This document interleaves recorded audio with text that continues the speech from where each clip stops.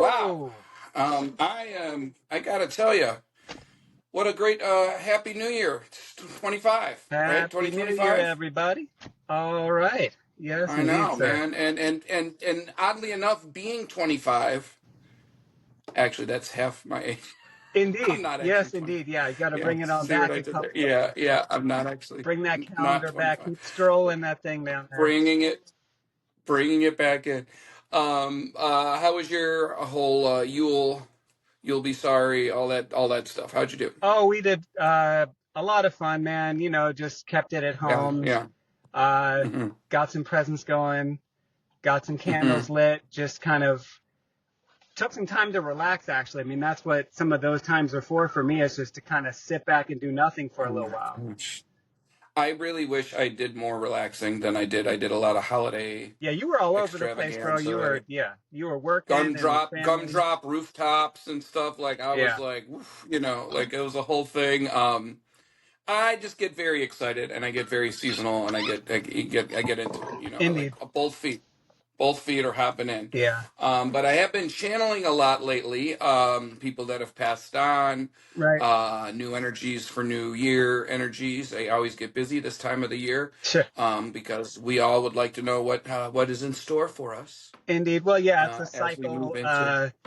coming Mhm. through and, trying to make your intentions known, how you want to Yeah. frame the progress and process of your next year. Mufasa We've done quite a Mufasa bit of told me it that, was the circle of life. Yeah. Yeah. So, I mean, as far as Mhm. channeling, like, I remember you telling me back when you were in Savannah at the Delta Plantation, I mean, you had experiences that led you in the journey of Oh being my a gosh, medium, walked man. your own crossroads, if you will. Would you mind um, telling us more about that story, sir? well, I was doing some work as a food critic. Right, So I right. don't know I remember if that. I Yeah. had mentioned that once or 15 times to you before, Yes, indeed. before, Yeah. but Yeah. yeah. So I was working as a food critic. I was still at that point. I was 23 years old, and I was still trying to figure out whether or not I wanted to lean more into writing or lean more into being a spiritual healer, spiritual worker. Right. So my editor for Creative Loafing, which is an entertainment magazine from Atlanta and Savannah, she was also the head of a paranormal investigation group called the Searchers. So, Okay. All right. so she looped me into their weekly, hunt for things, and so the first thing we did was I went with her on kind of a journey to the Delta plantation. And what I realized too is that they were scientists. They had the EKG meters and the photography and the sensitive light photography and the Right. UV photography, Yeah. but they didn't know anything about Right. spiritualism. Right. They didn't know what an elemental was from a earthbound spirit to a residue. They didn't know what the difference was Sure. between any of those things. But Hey, wait a minute they were now. definitely curious, Can and you tell me what the difference is between an elemental and earthbound spirit and residue? Why don't you tell me that? I don't even know what you're talking about. why don't you? Oh, all right, I I can mean, I I can do a tell you little that. bit, but why don't you tell us a little bit of news? What's going on? Well, I do a class on what spirits are what, Right, right. and Breaking down the. so is a residue is an emanation. Like if you locked little Billy in the closet for 3 hours at a time, and without dinner, and Right, then left him in the closet, and then he got older, and eventually the family moved or what have you, right, and he might have peed himself in the closet and things like that. So Billy might still be alive. Billy might not be alive, right, but part of his essence, his energy, has right, been imprinted into that closet. And for years, this kid, the next family moves in, and the closet doesn't feel right. right, It just feels weird, and he hates that closet. right, That right. would be that energy residue. Okay, So speaking of Savannah, when I had moved to Savannah, right, um, my roommate and I moved to Savannah, and we had a living room that had been remodeled. So we have a wall, and you could tell there was a doorway in the wall because there's an indent. It was like plastered over, stuccoed over. Okay. Okay. But you could tell that that other half of the house it was a one family home at some Okay. point. Well, we had a lumberjack looking dude who would walk through that wall and walk in the middle of the living room and start to point. Right. And he would point, not with an axe, but he would just point. He's just a lumberjack looking at it, like a beard, Yeah. you Yeah. know, For scruffy sure. beard. Yeah. And you could see right through him. And then he would point, and then you would see eventually this log would form Okay. in the middle of the living room. Okay. He'd point to the log, and then some kid would walk in behind him, and I assume Right. this was his son. And the kid would look down at the log, and he would point at the log, and the kid would start pushing the log, and then he'd help the kid, and they'd push it from one end of the living room right across. So the kitchen would open up into what would be a dining room, and then to the living room. So it was Okay. all one big open room. So he was pushing this log across our living room maybe once every other day. We would see it during the day too, like in Right. the afternoon, Right. and it would be so super scary at first, and then kind of just like this guy. I mean, there was no autonomical. So the key with the difference between a residue and an autonomical spirit, like a human spirit that has its own intention, Sure. is that these is just an imprint. Yeah. Yeah. This Yeah. is something this guy did with this kid once a day, But or it's but I don't know because what. it's repetitive. It's the same scene. It's kind of like a loop of a thing that Hmm. happened that's just looping in the astral. So you're just seeing that vision, but you're not really experiencing them in their journey. You're experiencing something Right. that's replaying of a previous journey. That's what we're thinking. So both my roommate and I were like trying to speak to this guy, and Right. there was no speak. It was not. He wasn't there. It Mm-hmm. was just simply an emanation, Right. and it was simply a residue. So those can be 100% harmless. So residue is your first level. Sure. Level 2 would be an autonomical spirit that's still fairly human. Right. So this is someone who was living as a person, as a human being, Right. and is kind of in a place where they're either trying to figure something out or get a mission accomplished or watch over some folks Right. or get something done. And they may or may not be happy. They may or may not be pleasant. They may or may not be anyone you'd want to interact with, but they do have something they're trying to do. Right. Now, that can get a bit confusing after a while, and that leads us to level 3, because Right. now they're either intently trying to get this done and they're beginning to make waves into the natural world Right. and Right. beginning to either move shit around Yeah. or yell people's names or do something, and it may or may not be positive. Right. But a lot of the times, even if it is positive, it can be very jarring for the living because we don't know what the hell they're talking about, Well, right? yeah, it's You like know, Patrick Swayze in that movie when the guy's like, "You got to push the rock, man. Like you can push." You know what I mean? Remember the guy as in you the get to train and all level that? 3, you're Right. psychokinetic, which is so kinesis is physical. Right. So when we have a psychokinetic, it's somebody that can actually push something, move your keys, Right. hide your kids, hide your wives, that all that Right. stuff. Yeah. Yeah. So it's someone that can do stuff of that nature. But Okay. as we get to level 3, we're beginning to lose because now we've been in with in the Torah, it's called Sheol or Sure. Purgatory or Tartarus or what have you. So when you're stuck there, you begin to lose your humanity Right. or you begin to be less relatable Right. to humans because like a specter or an apparition or whatever. You've been in spirit for a long time now. We might call So at that this in point, you like begin in to the not really relate to what a human would be thinking. right, like in the Kabbalistic tones, it would be like an unfilled shell. An unfilled shell, Right. exactly. So Because it has consciousness, but it doesn't have any directive or intention, so it can be either confused or controlled or things of that nature. right. Okay, gotcha. So as we go from level 3 to level 4, and that was like the thing that I cleared out of and Angeli's when it was Angeli's and it was Right. pushing people in the pizza oven Right. was something that looked like I would describe it as looking like Smeagol from the Lord of the Rings Yeah. or what have you. Right. Like it looked a kobold or like a little like a very angry goblin-y Right. type of real emaciated looking thing. My pizza. Yeah. Well, I love Angeli's. I'm sorry, I love that place. Anyway.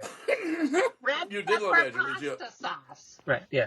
Mm-hmm, mm-hmm. Oh man, I missed that. So, Anyway, go ahead. oh my God. I know. So yeah, and those, those kids that work there, those girls that work there had like, Yeah. third degree burns on their forearms because they're getting pushed into the pizza oven. Right. Right. So that thing was around for about 150 to 200 years. Right.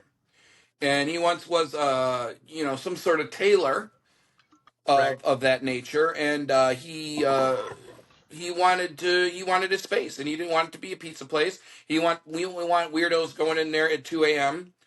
I was one of those people that Hey. went, Sorry, bud. hey, They had some good and French everyone, fries. no one wanted to walk by that hallway. Yeah. So those or now some say saints are the same way, but on the different end. Sure. So the saints, Sure. like Saint Expedite, if there ever was a physical Saint Expedite, Right. was somebody that would maybe do a benevolent turn for us or something positive. Right. So as we start to edge away from humanity, the farther away we go towards either something that is either fairly monstrous or something that's fairly beautiful, celestial, and benevolent. Man, listen. Just before you keep going, I love Angeles. Well, I loved Angeles. It's not even there anymore, man. And I know that you had experiences there that were amazing. Now, what exactly happened at Angeles, though? Well, what had happened was, What had happened was I went in there and they told the little kobold looking, Schmiegel looking thing to get out. Basically, I said, if I don't know what you're doing tomorrow, but pack your shit because you got to go. right. And I went in there with Celestial Cord, Kingdom of Heaven, Archangel Michael, Flaming Sword, and all the terrestrial and all of the power behind the gate A. And I told him you got to go, dude, because this is the French Quarter. Were they mad Yeah. because they didn't want them like being a pizza shop there? Like was it related to the business, or they just didn't want anybody there and they were just causing havoc for whoever was there? They're terrorizing the people that were there. Whatever business they weren't able to keep a business. Angeles did okay because they had late night hours and people at that point didn't care what was going on there, but there was an ominous feeling to that space. I mean, a No lot matter of what us were business kind it of was. ominous in there at 3 or 4 And it in was the also morning. 4 other things before it was this Asian place that it is now, Right. and it actually feels fine. Okay. Although I did frighten them when I went in there to tell them the story, and I said, hey, I just Right. wanted to make sure y'all are doing good. I cleared a really scary spirit out of here, Right. about 8 years ago, Right. and they were like, what? They were like really a little upset by that. However, I said, you're all good. Because I told it to leave, so you're good. Well, I mean, They didn't find a lot of comfort in that for some reason. I don't know why, but can I say this though? Listen to this. Yeah. They blocked off the hallway where he used to sit and rest and stare at people and scare the shit out of people across from the bathroom. Right. They had blocked it up and turned the hallway into literally storage, so no one could go up there. That makes sense. I wonder why. Yeah. They should have done that at the upstairs of 735, but I was DJing up there with little people running around. My wife went to the bathroom. You know what I'm saying? And 735? People get pushed down those stairs all the time at 735. Yeah. That's what I'm saying. Upstairs was, it was rough up there. That place was haunted AF. Oh my God. And of course, they had a DJ event there. Right. Not, hey now. how many times? Yeah, I know, of course. So right. Moving on. So let's say you get that guy was around about 200 years. Okay. Bothering people. Right. So he once was human and then became something darker and malevolent. Right. There are things that are born not exactly from humanity or who have been around for so long. Right.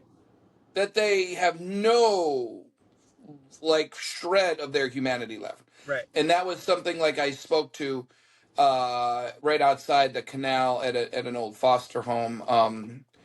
And it just it was something that was related to the canal and to the Mississippi River, and it was and it's what maybe some people in the Voodoo tradition would call like a water symbi or something, an elemental that had no touch, nothing in touch with their humanity. Right. And when I approached it, it took on the shape of a small girl, but I could tell immediately from someone of my expertise could tell immediately that there was nothing related to humanity in this shape that I was seeing. Okay, so let me ask And you it's this. like Hold on. Let me ask you it's this. like if you were looking at a lionfish, not a lionfish, like an anglerfish, and it has a Right? little light in front of it. Yeah. You can't see the rest of it as this big scary fish, right? Right. All you're seeing is the light. Right. That's what I would that little girl was the light on the fish. You know, it was not even and it said, "Hey, do you want to play a game? You'll Right. love it." Oh, And okay. I said, "No, thank you." I said, "No, I do not No, want to play a I'm game." good. I'm cool. Like, yeah. All right. Yeah, Yeah. yeah, and surprisingly enough, the child that lived there was the same age of as the apparition I Right. was seeing. You know, Sure. so it was trying to appeal to that energy, and Right. so there's an oppressive feeling of having, but that wasn't necessarily a malevolent entity. No. It just was. Okay, so It's like a this is my giant question. snapping turtle. Let me ask you this question, okay? Because Yeah, yeah. in certain traditions, you'll have belief in natural forces becoming personified as a god or Hmm. a goddess, right? Like in Orisha, but Sure, it's like based in the ocean, like Yemaja or something. You know, it's related to a natural force. So when you see sure. something from a natural force, like a river or water or whatever, and the spirit of Hmm. that manifesting itself as a human to interact, that's Hmm. almost as that's why you call it a river symbi. But the description of it as a natural force attempting to personify itself is interesting. Something from nature, Take on an anthropomorphic form, right? human And form. that's an elemental. Yeah. But I just wanted to kind of like break down as you back up That's into the what I like to frequencies. Yeah, call an elemental. right, And some people, like an airy spirit or something that's like a poltergeist, can be a different sort of. And elementals right, have as many colors and differentials as people do. right. Now, when we get into deities, Yeah, that's we take that elemental right. and we move it one step farther, Sure, and we maybe have a dragon. Okay, are dragons real, by the way? Yes, they're real. sure. Okay. They are the next level of, say, like a river Simbi, but let's take it to the whole nother mammoth energy form Right. and do that. Yeah, And that's and they're what I like to call them are spirits of the earth or right, the water or the air or even maybe a volcano where you get that right, fire idea with the right. dragon. Now we take that and we move it one notch up maybe, and we have deities. Sure, We have divinity forms right, that are being fed by the people that believe in them, sure. their essence, their energy, and we have some of them that can be considered benevolent, and hopefully a lot of them are, and some of them that are scary AF, Well, and the that's balance is maintained, so sure. right, Yeah, and crossed in the middle, layered through there, just like baklava, are all sort of pistachios, and those pistachios can look like a manticore or all sorts of sure, different of energy personifications of things, like from leprechauns and the Fae to, and the Fae again are something of an elemental. They have their own sure. society court, like a whole thing. Yeah, So it's like yeah. a big deal, Well, I mean, you know. I've So. always loved those types of stories, as far as us relating to nature and nature spirits, because there's a lot of beauty and also a lot of things you need to watch out for if you're not attuned to it in the right way, if you're not Mhm. respectful. There's a lot of things that can happen.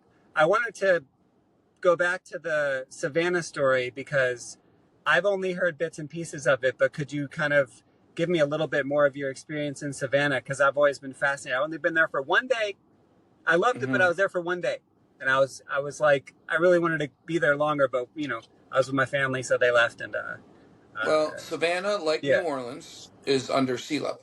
So, to right, some degree, or just on the border of being just above, barely above ground. So it right, has that same electromagnetic spectrum right, of that swamp water to land ratio. right, Having broke into the Bonaventure Cemetery, which is the cemetery where the bird girl is, right, and a lot of that sort of connectivity from Midnight in the Garden of Good and Evil, I would literally see the statues like would move and wave to right, us when we would break in there at night, which by the way is totally illegal, so I don't recommend that. And it looked like the air was so thick that it just, when you get into spell mode, if you understand what I'm saying when I do, that you see the air like literally can start to just things start to appear in the air and that sort of thing. So Indeed. it looked like the whole of the cemetery itself was like vividly alive with its own movement and stuff. Right. Mausoleums could change shape into like the old home they used to be. Right. You know, there's a Right. story in Savannah about an aristocrat that had his home in Bonaventure Cemetery Right. before they expanded it into a cemetery, but he had lost all of his money and the home was going to be foreclosed upon. So he had put the dinner table outside, the dining room table outside, and they all sat in the dining room table and dined, and they set the house on fire Wow. and watched it burn. And I believe a couple of the Right. staff were burned inside the house, the home, Right. which of course is awful and terrible. But you know, this is the kind of wacky stuff that was going down. Yeah. Back then. Yeah. Back then. So when I got involved with this group, the Searchers, Yeah. which they may or may not be around anymore, my concern was that they didn't know what the hell they were poking their fingers into. Well, yeah. You If you're not really into that, you're just doing the well, they knew the mechanical science aspect behind it, and they knew how to. I mean, it's like we know how to find a monster. We don't know what to do with it when we get it, Sure. and we don't know how to interact with it, and we're just Right. going to poke at it. You can measure the difference in temperature and electromagnetic frequency, but that doesn't mean you know what is creating that or how to get rid of it. Right. So Yeah, I get that. So we go on a photo shoot, and we go to the Delta Plantation, Right. to a place where there is a hangman tree. So the tree itself, to look at a visual of it, it looks about as close to the tree from the movie Sleepy Hollow as you've ever seen in your life. The limbs like kind of loop around like tentacles. It's massive, massive oak tree. Right. And the pictures, we took some pictures there, and the pictures that we took, you could see in broad daylight someone who had definitely, you could see the image, the translucent image of them Right. being hung from the tree. And having that photo, and I had it enlarged, and I was looking at it for as long as I held on to it, weird, not fun things were happening. Yeah. And I definitely had to get rid of that photo. Right. But it didn't stop my interaction with the space there, because someone had asked me to create a ghost tour. Now, this is a lot for a 23-year-old, mind you, who is a new kind of Savannah's new hit, medium and that sort of thing. And even though I had just done a TV appearance on World's Scariest Places, it was still something of like, if someone said, hey, we have some money, let's do this, I was like, sure, sign me up. Like, I don't, Yeah. So, so when someone said, hey, let's do a ghost tour / a rave, I'm like, sure, on Halloween. Sure. On Samhain, right. I was like, sure. Why not? That's a great idea. I'd love to show up with all my antennas just buzzing. I'd love to hang out there. That sounds great. Yeah. Right. Sure. Right. Yeah. Right. Yeah.